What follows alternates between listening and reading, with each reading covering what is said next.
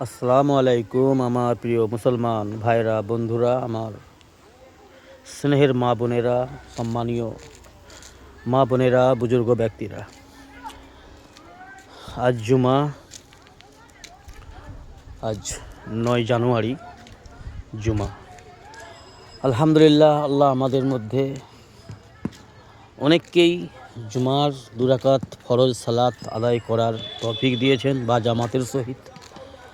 আল্লাহ আমাদের 5 ওয়াক্ত সালাত বা জামাতের সহিত পড়নেওয়ালা বানিয়ে দিন, আল্লাহুম্মা আমিন। বন্ধুরা আমার, আমরা দেখে থাকি আমাদের কম বেশি প্রত্যেক মহল্লাতেই আমরা যেটা খুব গুরুত্ব সহকারে ধ্যান দিয়ে দেখি বা যেটা দেখা যায় আমাদের সমাজে, জুমার দিনে মসজিদ ফুল হয়ে যায়, তাই না? মসজিদের জায়গা শর্ট পড়ে যায়, তো অনেক কাতার ছোট করতে হয়, অনেক ক্ষেত্রে কাতার ছোট বানাতে হয় বেশি লোক হয়ে যাওয়ার কারণে। কাতার যে মসজিদে হয়তো 12 কাতার হবে, সে মসজিদে সেটাকে সেই জায়গার মধ্যে 14 কাতার বানাতে হয়। তো এমন বিষয়টা হয়, মসজিদে জুমার দিনে ভিড় হয়, স্বাভাবিক। তো আমার বন্ধুরা, আমার ভাইরা, মুসলমান স্নেহের ভাইরা, সম্মানীয় বুজুর্গরা, আল্লাহ সুবহানাহু ওয়া তাআলা 5 ওয়াক্ত নামাজ, 5 ওয়াক্ত সালাত প্রত্যেক মুমিন নারী ও পুরুষদের জন্য, সাবালক নারী পুরুষদের জন্য 5 ওয়াক্ত ফরজ করেছেন সালাত। তো যেমনভাবে জুমা ফরজ, তেমনভাবেই 5 ওয়াক্ত সালাত আল্লাহ ফরজ করেছেন। তো আমরা জুমার দিনে অত্যাধিক ভিড় মসজিদে দেখতে পাই হয়। তো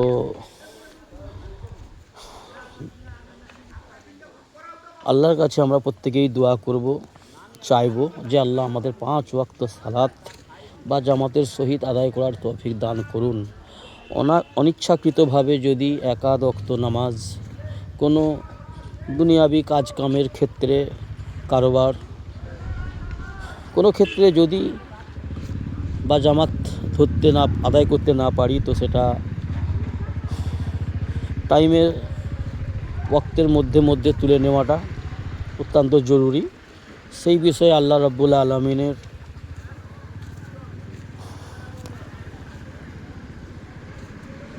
ইসলামের বিধান আলাদা রয়েছে, কিন্তু বা জামাতের সহিত তাকবীর বলা 5 ওয়াক্ত নামাজ সালাত আদায় করার একটা ফজিলত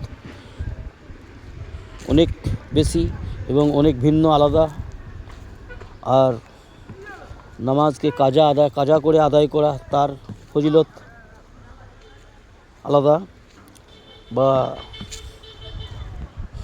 নামাজ তরককারীকে তো আল্লাহ রাব্বুল আলামিন কুফরি বলেছেন। নামাজ তরক করা, নামাজ ছেড়ে দেওয়া বড় বড় কাবিরা গুনাহ, বড় জুলুম, অন্যায়। তো আমার বন্ধুরা, তো আমরা সকলের জন্য সকলে দোয়া করব এবং চেষ্টা করব, আল্লাহর কাছে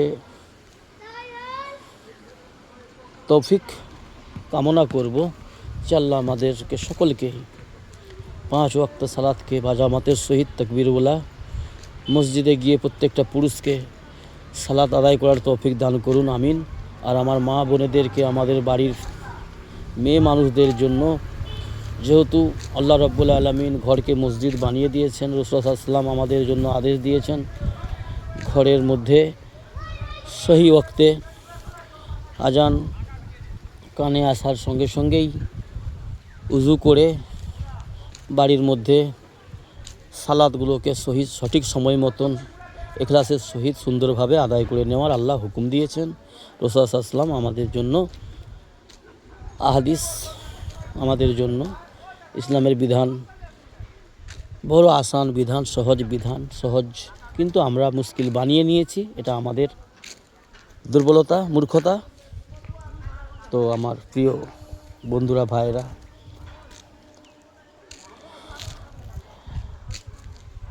আমাদের সমাজে এমন অনেক আমার ভাই রয়েছে, আমার মুসলমান ভাই, যারা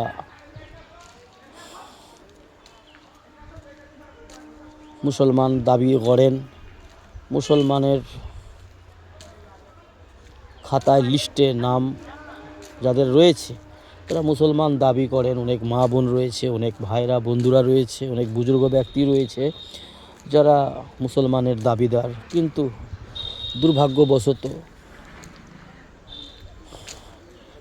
সালাত আদায় করতে হবে, আল্লাহর হুকুম জরুরি, নিজের নাফার জন্য, নিজে লাভবান হওয়ার জন্য 5 ওয়াক্ত সালাত আদায় করতে হবে, আল্লাহর কাছে 5 ওয়াক্ত সেজদা করতে হবে। এটা আল্লাহ পাকের হুকুম, সবচেয়ে আল্লাহ রাব্বুল আলামিনের বড় আহকাম হুকুম। সেটা জরুরি মনে করে না, সেটাকে হেলায় ঢেলায় অবহেলায় সময় নষ্ট করে বাড়ির আশেপাশেই থাকে, মসজিদের পার্শ্ববর্তীতেই এলাকায় থাকে বা কোনো কাজ কামে ব্যস্ত থাকে, কিন্তু 5 ওয়াক্ত সালাত আদায় করা জরুরি মনে করে না। এমন ব্যক্তিকে আল্লাহ বড় অপছন্দ করেন। কোথায় যাচ্ছ? তো আমার প্রিয় স্নেহের সম্মানীয় ভাইয়েরা, আমার বুজুর্গ ব্যক্তিরা,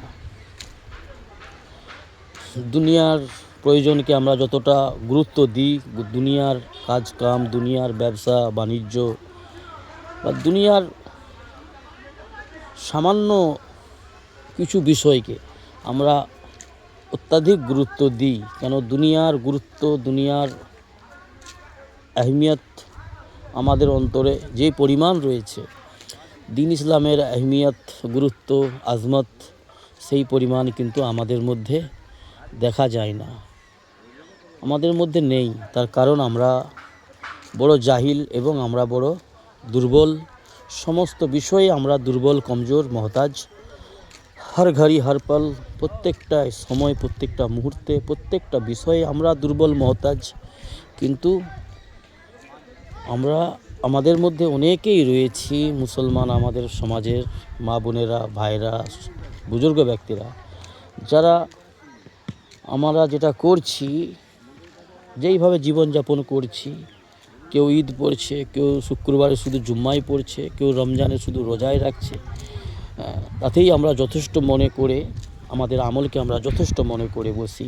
এটা একটা শয়তানের বড় ধোঁকা, আমাদেরকে শয়তান বড় আকারে ধোঁকা দেয়, যে যেটা আমরা করছি, যতটা আমরা আল্লাহর হুকুম আহকাম মেনে চলছি, ইসলামের বিধানকে, ততটা আমাদের নিজেদের জন্য যথেষ্ট মনে করে বসি। যার কারণে কি হচ্ছে, অনেকে দুটো বছরে দুটো ঈদ পরেই সন্তুষ্ট, কামিল পাক্কা মুসলমান মুমিন দাবি করছে। কেউ জুমা পড়ে, কেউ 5 ওয়াক্ত নামাজ আদায় করে, বা কেউ রমজান মাসে রোজা রেখে, বা কেউ ঈদ পড়ছে, জুমা পড়ছে, সপ্তাহে একদিন জুমা পড়ছে, আবার সপ্তাহে 2 দিন মদ খাচ্ছে, নেশা করছে, শরাব পান করছে, তারপরেও সে নিজেকে জান্নাতি হওয়ার দাবি করছেন, বা যথেষ্ট নিজের মুসলমান হওয়াকে যথেষ্ট মনে করেছে। এমন যে বস্তুগুলো আমাদের মধ্যে রয়েছে, যেটা শয়তানের ওয়াসওয়াসাতেই এইগুলো হয়ে থাকে।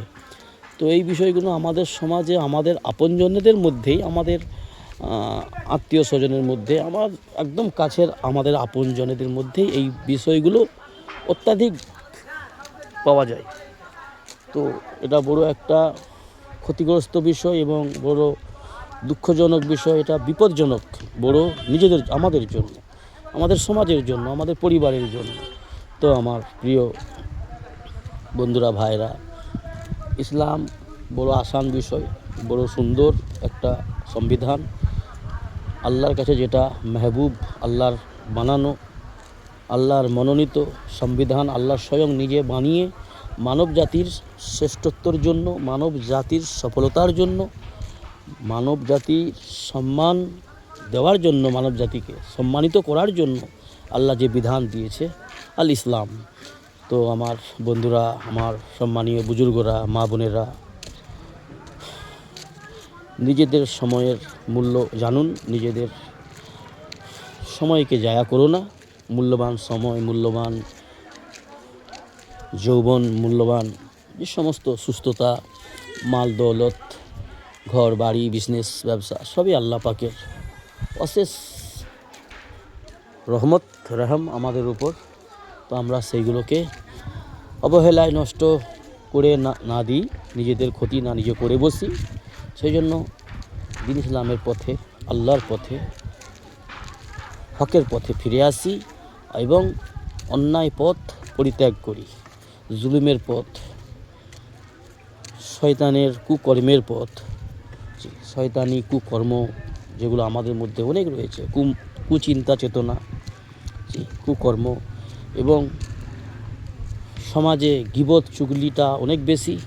তো সেই সমস্ত নোংরা বন্ধু বান্ধব, আত্মীয় স্বজন যারা গীবত চুগলিতে মেতে থাকে, যারা দিন ইসলামকে নিয়ে কটূক্তি করে, আল্লাহর বিধানকে মানা পছন্দ করে না, এমন বান্ধবী, এমন আত্মীয় স্বজন থেকে একটু সতর্ক থাকার চেষ্টা করি।